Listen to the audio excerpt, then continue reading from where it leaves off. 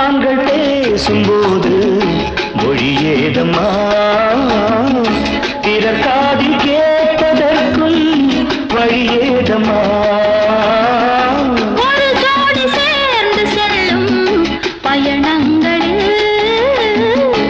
உறவழி வேறு இல்லை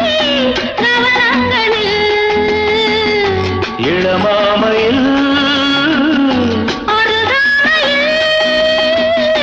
வந்தாடும் வேளை இன்பம் கோடி என்று அனுபவம் சொல்லவில்லையோ தம்மா கருவாட்டு கூட முன்னாடி போ என் மன்னவன் காதலன் என்னை பார்த்ததும் 1000 கதை சொல்கிறான்